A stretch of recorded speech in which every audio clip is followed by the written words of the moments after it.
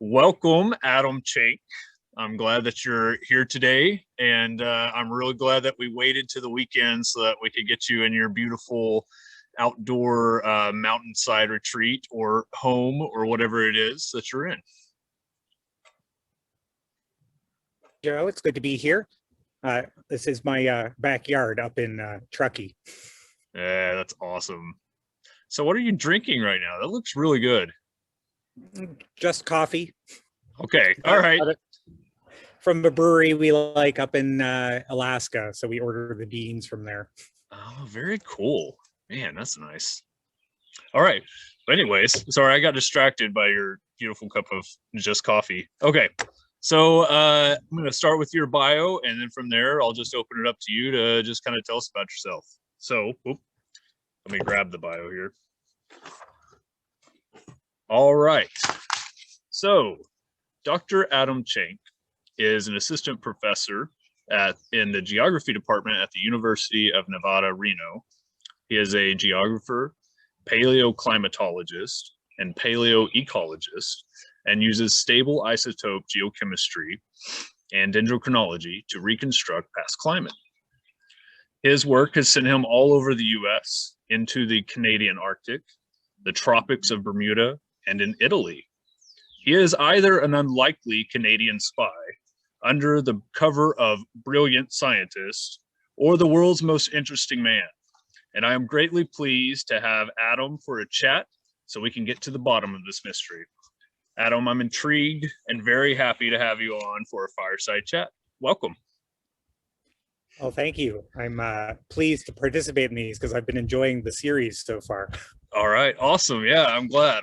It's really cool to have you as a new addition.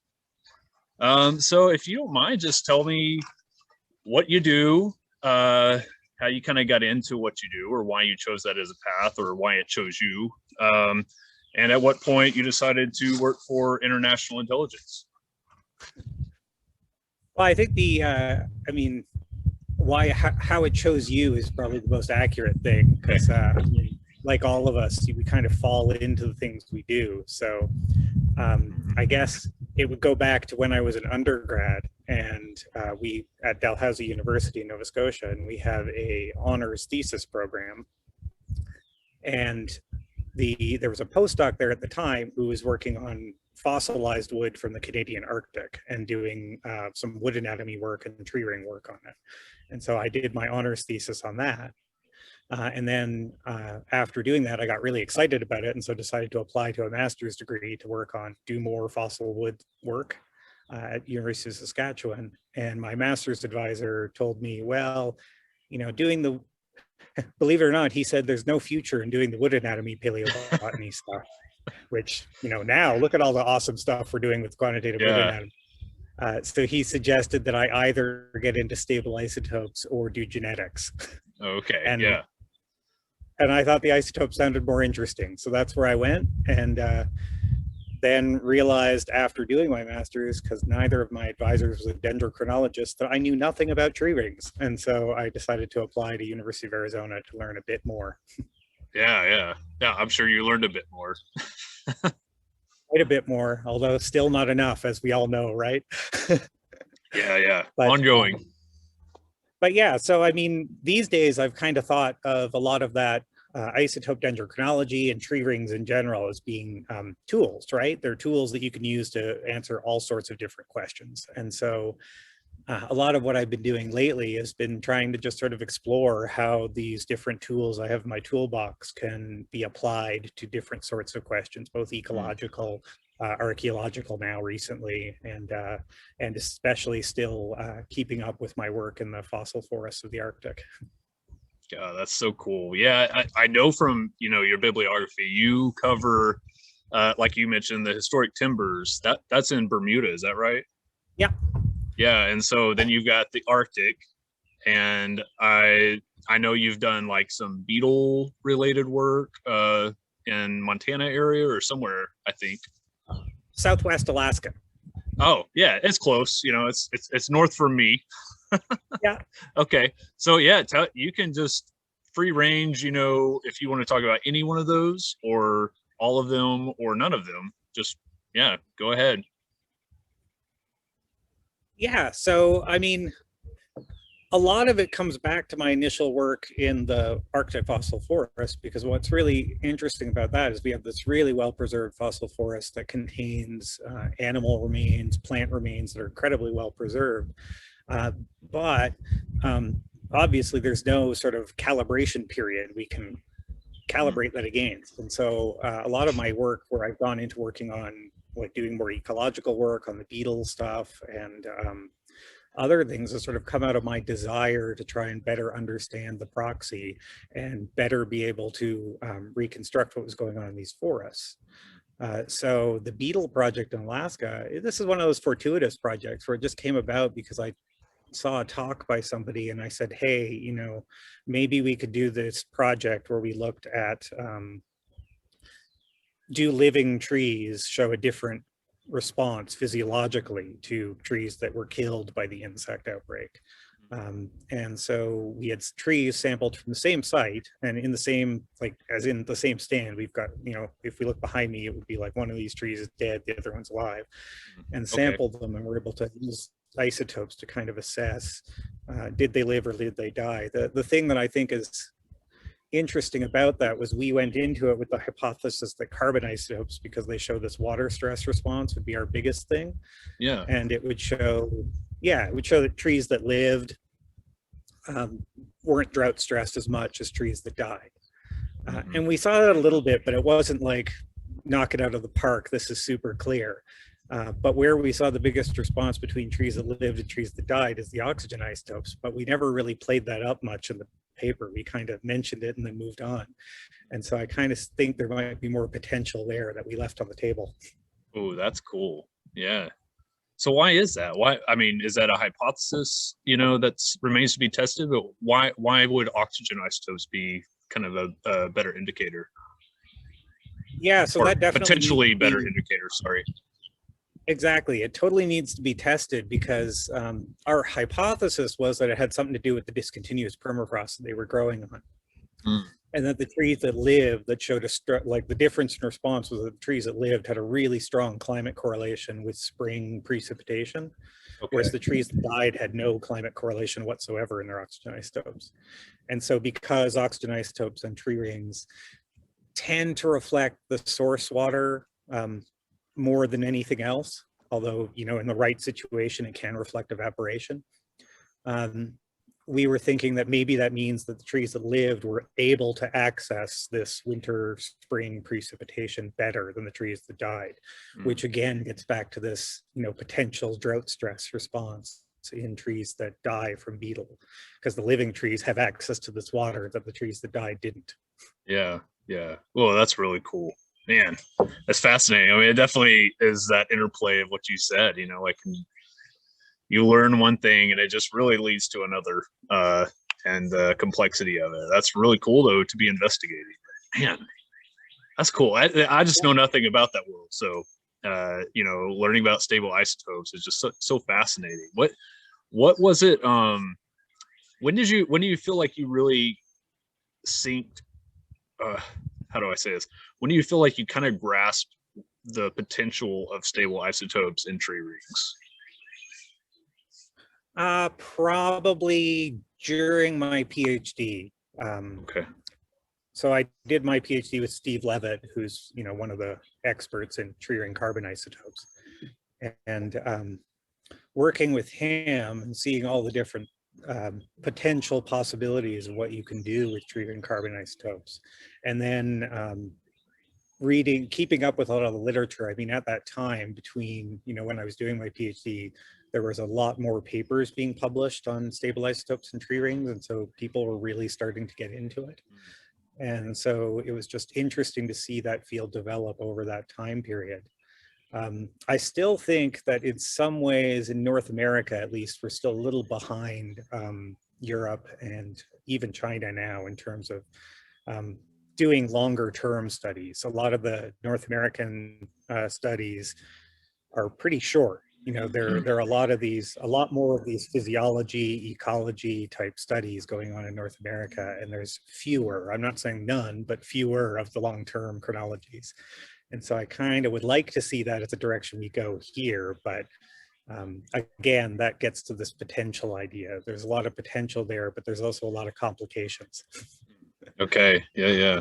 Can you, I like I said, I'm very ignorant on stable isotopes. And can you give kind of a, I don't know, the quick and easy rundown, if there is one, for anybody, for me or for anybody listening, what does that mean?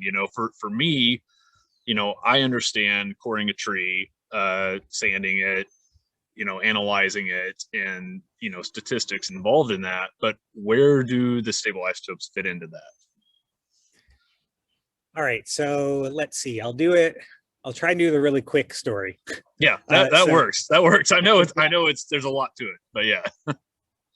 Exactly. Let's see. So very quickly, carbon isotopes are related to what's going on in the stomates of the tree, basically, and related to what the carbon dioxide and carbon 13C value of the atmosphere is. So, if you're unfamiliar with isotopes altogether, you've got heavy isotopes, light isotopes. They're basically an element with an extra neutron. And so isotopes fractionate because of mass differences or kinetic differences or differences in the bond strength related to having that extra neutron. And so with carbon isotopes, you've got stomates. Trees take in carbon dioxide through their stomates. If the stomates are open all the time, the tree always gets a fresh source of carbon 13 and carbon 12. Trees are lazy, though. They would rather use carbon 12 than carbon 13 because of this bond strength issue. So the bonds are easier to break in a carbon dioxide molecule that has carbon 12 versus carbon 13. And so as long as it's able to get fresh CO2 all the time, it's going to preferentially use carbon 12. And so that's what we call discrimination against 13C, if you're into ecology and you've heard that term. And so if trees close their stomates, now it's stuck only being able to use the carbon dioxide that's already inside the leaf. And so then it has to start using more carbon 13C because that's what's there, that's what it's got. The other thing that can, and so that causes enriched carbon 13. The other thing that can cause enriched carbon 13 is if the tree is photosynthesizing faster than it can take in new CO2. And so if it's doing that, again, it has to use more carbon 13 because it can't take in more of the carbon 12 that it likes better. So anything that can increase photosynthetic rate or causes the stomates to be closed will cause you to have heavier carbon isotopes in your tree. And so that's why you see drought stress responses being one of the common signals you see in carbon 13. So that's carbon. Oxygen and hydrogen. Hydrogen's not used as much, but those are related to water, basically. So you get anything that's going to impact the precipitation isotope value. So that's where the tree is going to get its water, is also going to show up in your tree ring cellulose. So you have to sort of think about what the atmosphere is doing to alter your oxygen and isotope values. You have to think about what happens after that precipitation falls. If it's snow, is there sublimation from that snowpack? If it's rain, what happens in the soil? Does it evaporate? So you kind of have to, with precipitation isotopes like that, work your way through the whole system. And then in the tree itself, it gets up to the leaf and then it gets fractionated because you get evaporation from the leaf surface. And so you end up with your leaf water being much more enriched than what your initial source water was. And then it goes back down the trunk and then it mixes, the leaf water mixes with what's coming up from the soil. And so then it gets incorporated into cellulose. And so the isotope value that you measure in the tree ring itself is a reflection of everything that I just talked about, all of the different things. And so this is why it can be a little complicated to interpret. Yeah. But it's also why I think sometimes in a lot of the studies, people have noted that in wet areas, tree ring oxygen isotopes tend to reflect climate a lot better than they do in arid regions. It's a lot, because there's a lot more complexity in what's going on in arid regions. Yeah, no, that's really cool. I mean, it's just astounding to me, honestly. it's just so neat that, to think that we can go beyond the scene, at least like the, on the surface scene. Like I said, like the physical core, you're looking at the geochemistry, you're looking at predicting, or not predicting, sorry, I guess you could, you can use it to extrapolate into modeling and all that stuff. But yeah, just thinking about past climates, what so you're talking about kind of subfossils. That's how you got in. Where do stable isotopes come in with kind of the subfossilized wood? Is it all the same as if you were coring, say, a tree behind you? Yeah, so the subfossil wood that I get in the Arctic, it's very unique in terms of its preservation. It looks like remnant wood that we would all be familiar with from building collections. Yeah, okay. But why I started using isotopes on that is because the big problem with the subfossil wood is it's from millions of years ago, and there's no calibration period. Yeah. And the closest modern analog forests are the ones in northern Siberia. Mm-hmm. But again, as if anyone familiar with ringwits knows, you really need that calibration to be able to do any kind of reconstruction with it.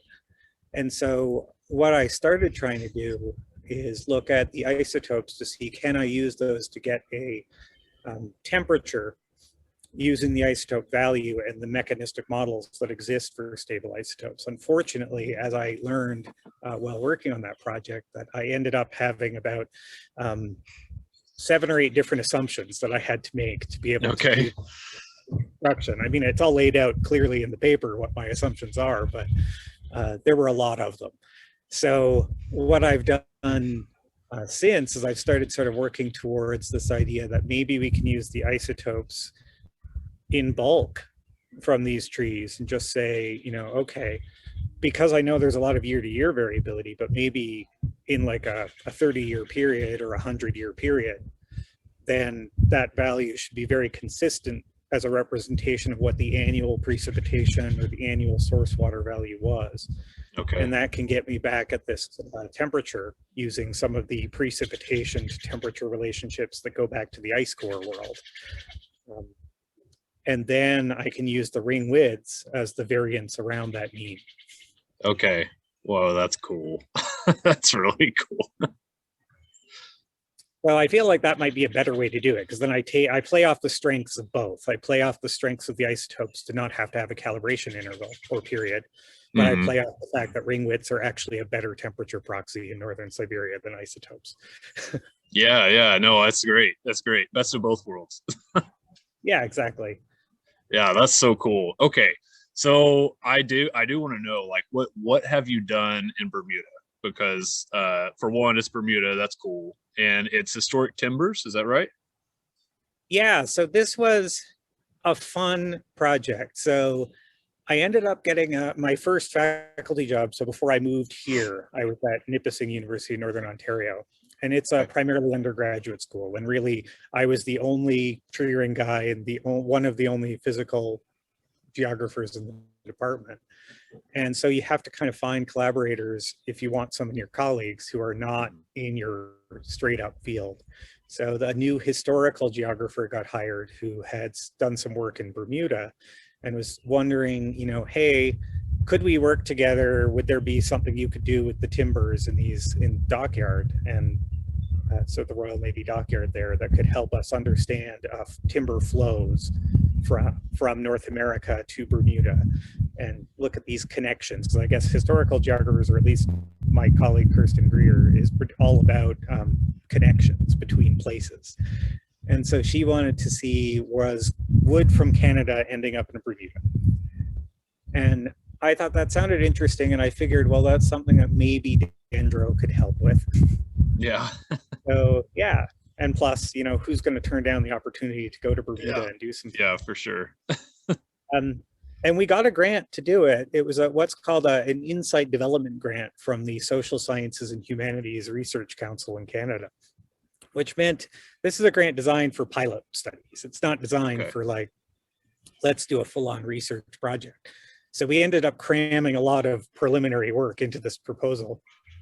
So we went down there and sampled timbers from buildings we could access. Unfortunately, what we discovered after we got there was that the main building we wanted to sample after the famous hurricane in 1839, they had replaced all of the ceiling with steel.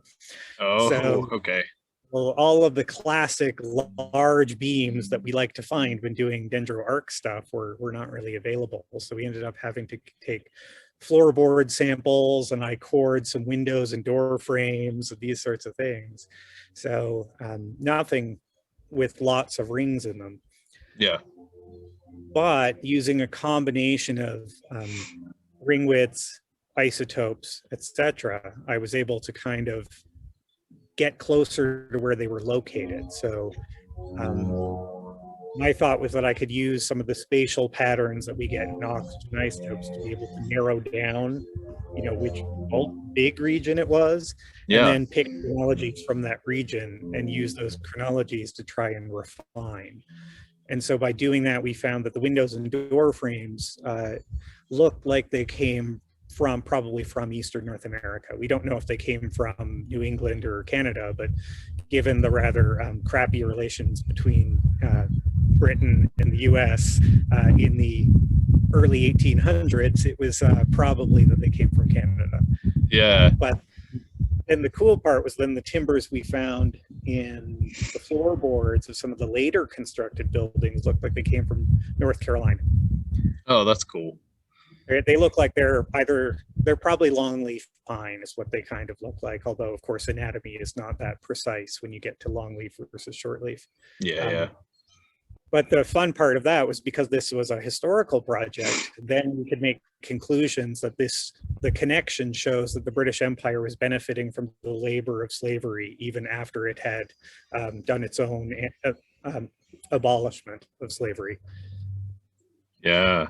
Wow, that's fascinating. I like being able to link, which I know it's what it's all about, but usually when I think of or when I think of somebody else might think of with timbers and stuff, we're talking about like where did it come from, and that's about it. But being able to really link that, the human history to it, the good and the bad. But yeah, that's really interesting being able to tell that story. That's so cool. If you had just been doing standard dendro, it would have been kind of a dead end. And being able to link it with the isotopes, you were able to kind of tell more of that story. That's really cool.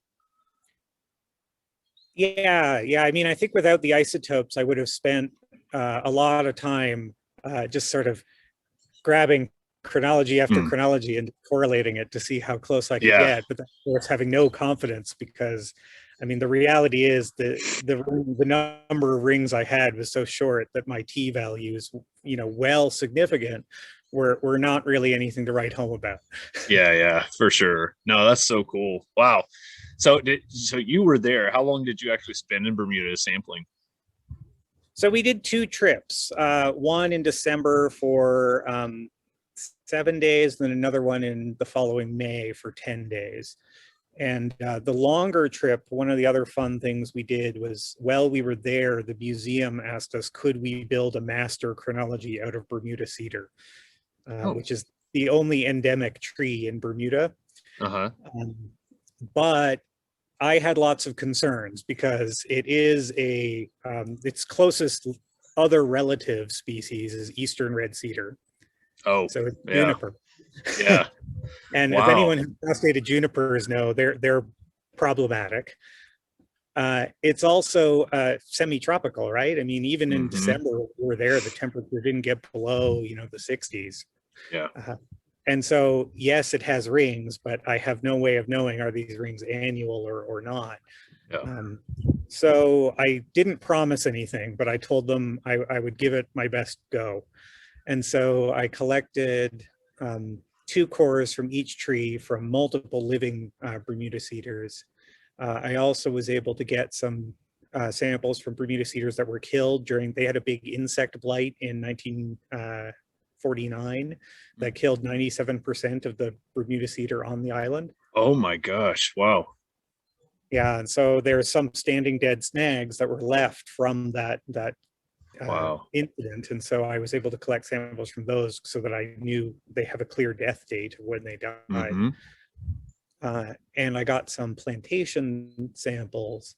And then I also was able to get some historical timber from some of the different buildings we sampled that is Bermuda cedar.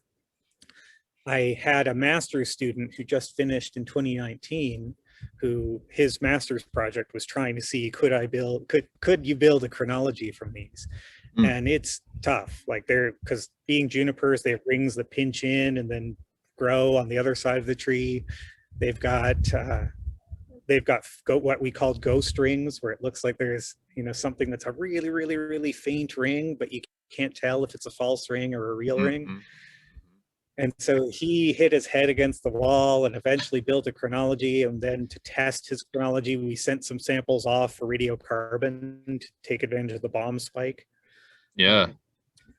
This is, I don't, if people are not familiar, but with tropical trees, because we had the bomb testing in the 50s, you get the bomb spike in radiocarbon. And so if you're sampling tropical trees, you kind of sample a couple samples that you think you know what the dates are between 1950 and present.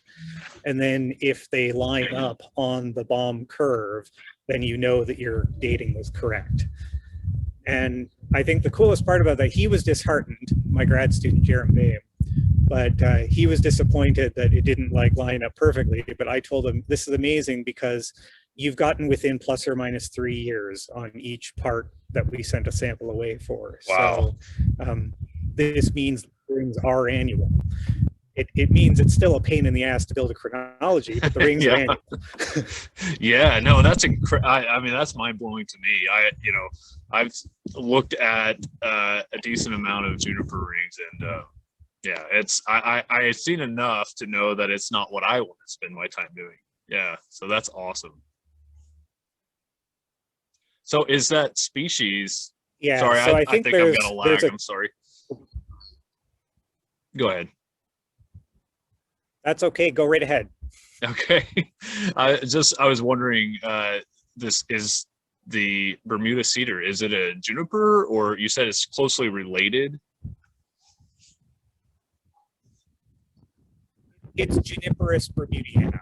Okay. Cool.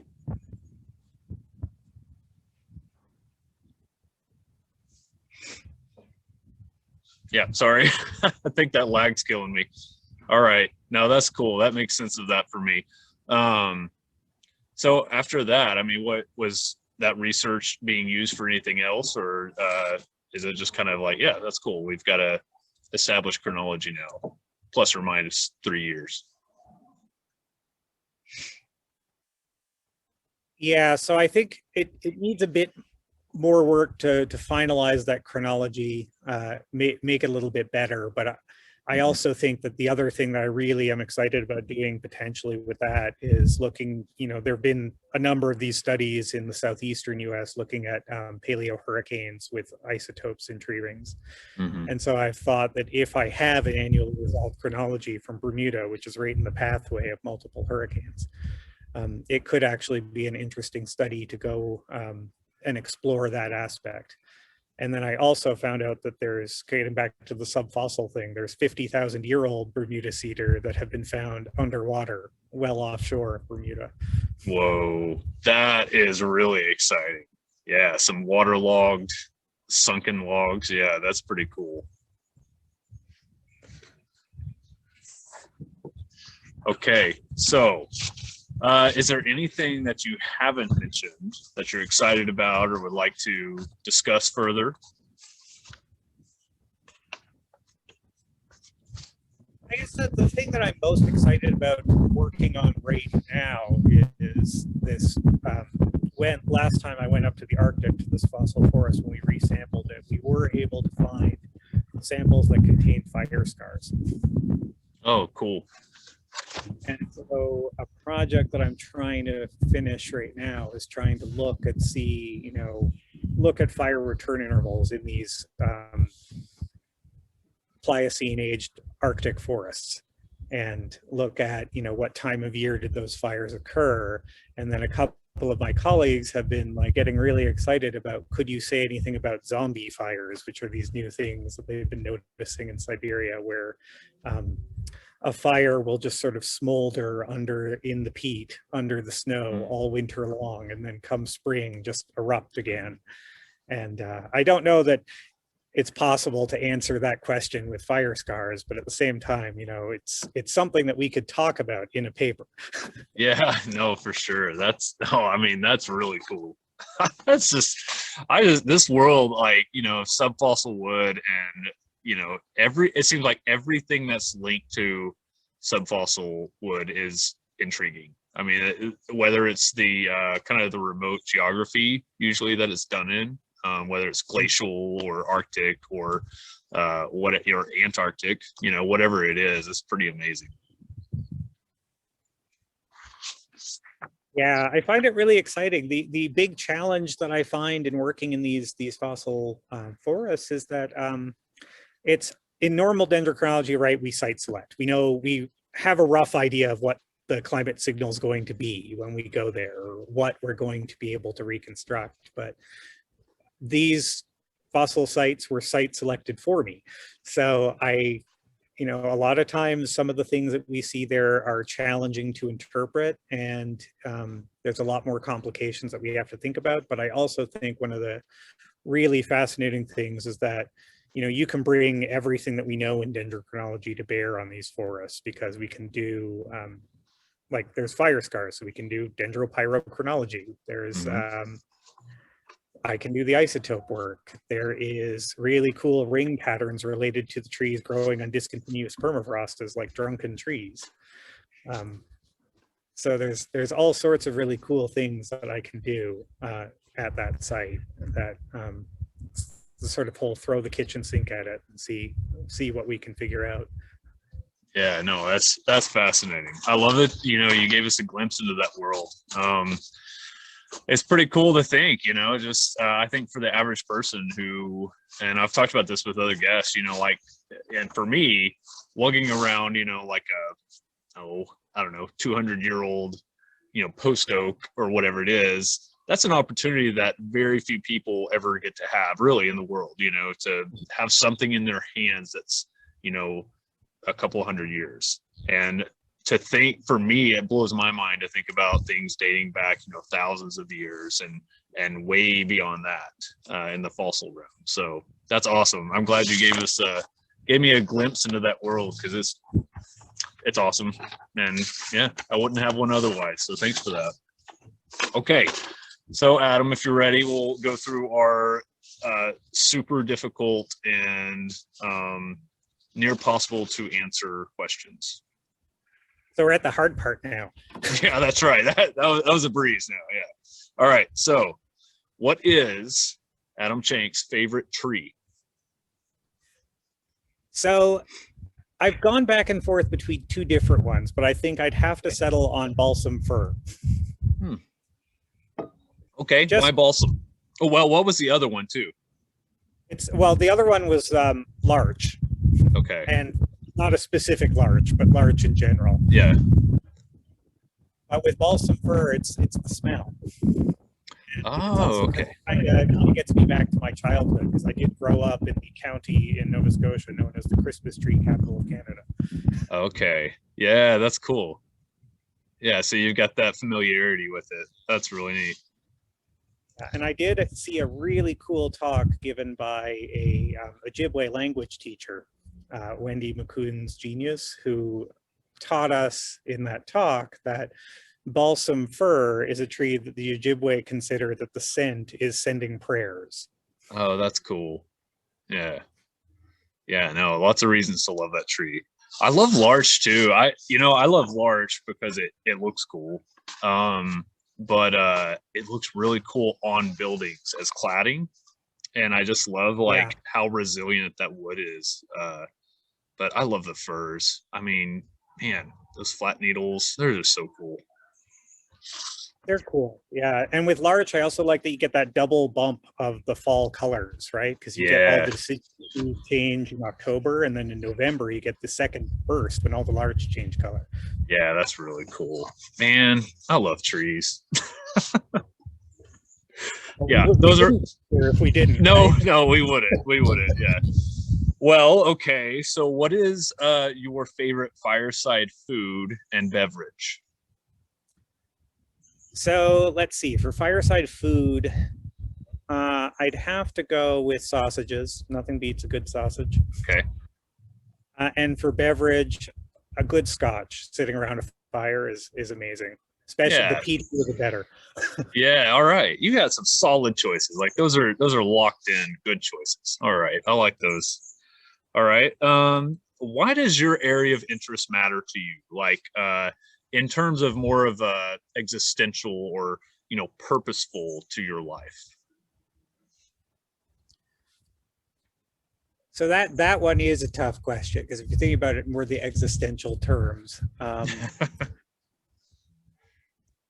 I mean, there's something that I've always, like, after the very first time I got to go up to the Arctic, there's just something so amazing about that landscape and being able to be there and being so far away from like people and the hustle and bustle and technology, being alone with your thoughts and the silence that comes from being up there. And I think it's just something about that landscape is what keeps bringing me back. And I mean, I do kind of get that a little bit going out in the forests as well.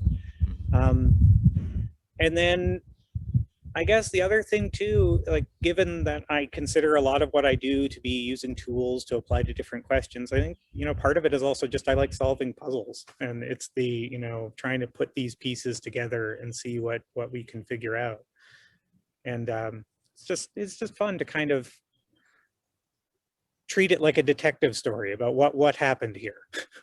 Yeah. Oh, it is. It's absolutely a detective story. Yeah, that's great. I'm glad you're on the case. All right. So, let's see. How about if you could go back in time to your teenage self, what advice do you think you would give? I think I'd tell myself to not be too afraid to just go for new things. Yeah. I don't feel like you have been. It sounds like you've really gone for it. You feel like there were opportunities, or go ahead. Sorry. Go. Oh, I was just going to say my teenage self was much different. Okay. Yeah. No, mine too. Mine too. Yeah. That's cool. Yeah. That's really interesting, because like I said, I mean, everything that you described has been very different. And, even counter to the advice that your first advisor, I think it was, that gave you, there's not going to be a future in this kind of thing. But yeah. So I guess you didn't take it maybe as a teenager, but it certainly seems like it's led you to be that way now. Yeah, I feel like, I've done a lot. Yeah, I agree. You have done a lot. Probably too much. Hey, but you know what? If you look at your background, I can see the beautiful. Thanks for you identified that earlier. The Ponderosa Pines. I just, I'm sure it's led you to a great place right now. It certainly seems that way. All right. So, were there questions that spoke to you? Did you see any of the questions that you would like answered? I could go line by line, but well, you could choose the ones that you think look the most interesting. Okay. I'm trying to see. All right, I've got one that actually Kristen DeGraw, in my fireside chat with her, that she suggested we make a staple, and I agree. I like it a lot, and it's not on your list, but it is. If you could be a tree, what tree would you be? And it may be the same as your favorite, but it may not. Oh, I don't know that it would be the same as my favorite, because I think if I had to be a tree, I might pick being one of those colonizing white spruce that just sit on the edge of the tundra. That's cool. Absolutely, that'd be a great tree to be. Yeah, you get to see that view and that serene landscape that keeps calling you back. Exactly. You get the view, you get the northern lights in the winter. Yeah, that's cool. Okay. Do you have a favorite scientist? There's a couple that I think are interesting people. Like for instance, just a couple examples. I mean, we've been doing a lot of this trying to like diversify curriculum and everything. And so I've been trying to be very hard about incorporating well-known women scientists and scientists of color as well into my curriculum. And there's a couple that, always leap out as being like pretty amazing individuals, like Mary Anning, if you're trying to talk paleontology, who there's really good quotes about her comments about how feeling like these male scientists have picked her brains and removed all of her ideas, because at the time, like a lot of people were taking her ideas and then publishing them without crediting her. And apparently she was so annoyed with there's a new movie about her in a book that's really cool, but I guess apparently one of those male white scientists annoyed her so much that she had an affair with his wife. Yeah. And so I mean, that's really cool. Then you get people like Marie Stopes, who's a like very famous early paleobotanist who, specialized in create a lot of what we know today about leaf analysis and understanding of paleobotanical systems, but she also was a abortion rights activist in the UK. So kind of illustrating, you can be a scientist and be an activist in other areas outside of your field. So I kind of like that, because these two were very, trying to make it in a male dominated world at the time. And then if I go back to kind of thinking about scientists that appealed to me when I was an undergrad sitting in the classroom, I always liked the stories of Charles Lyell and Dawson, and Lyell's trips to Nova Scotia to, understand evolution of geological and botanical systems, and his paleontological work in Nova Scotia, finding the first dinosaur ancestor and all of that. So these are people I think are interesting. Yeah, absolutely. I like that too. I really like that. Being able to marry, and they don't always have to be married, I suppose, but you can have disjunct relationships with them as well. But you can be a scientist, you can have your profession, whatever it is, but also be fully you in maybe a completely different aspect. It's not, doesn't have to be necessarily related, or it could be. And yeah, I think we should all be activists and, to our values, absolutely. That's cool. Yeah. We should feel that we can be comfortable getting outside of our science. Yeah, absolutely. Absolutely. That's good. Yeah, often I have the problem of being more comfortable doing that than doing my science. So it's good to have balance, but it's really good to definitely just do what you need to do, follow your values. Yeah. Mm-hmm. All right. Do you have a favorite science or life quote? So let's see, favorite science quote was actually told to me by a professor that I had, Chris Holmden at University of Saskatchewan, whose line that sticks with me is, you can be first and almost right and get published in Nature, or you can be second and right and get published in some other journal. I like that. Yeah. Good advice. I like that. Yeah, so I like that, just because it seems to be that there's been a number of times we've seen that in recent years. Oh yeah. Yeah, so I like that one. And then, I also like passing on to students too that it's not about being right or wrong. It's about who tells the best story with the available data. Yeah. No, that's and good. So those are two science quotes I like. Not sure about life quotes. Yeah, that works. I like those. You gave two. Oh, go ahead. Sorry. Exactly. There we go. You're off the hook. You did your duty. Yeah. All right.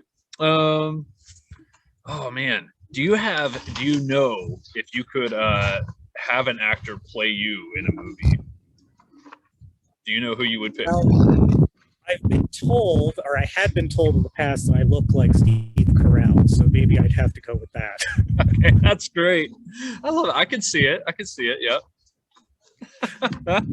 That'd be fun. So what genre would your life movie be? Well, that's a tough one. Okay, that's harder than picking the actor. It actually is. Okay. Because, like everybody's life, right? It could be, any genre depending on what moment you pick. Yeah. Yeah, that's very true. Yeah. All right. So we're just going to go with, I don't know, a documentary, I guess, that could be equal parts anything at any given moment. There we go. So long as it's not a Ken Burns documentary. Yeah, right? No. I don't. My life would never be fascinating enough to have a 8-part Ken Burns, series. But yeah,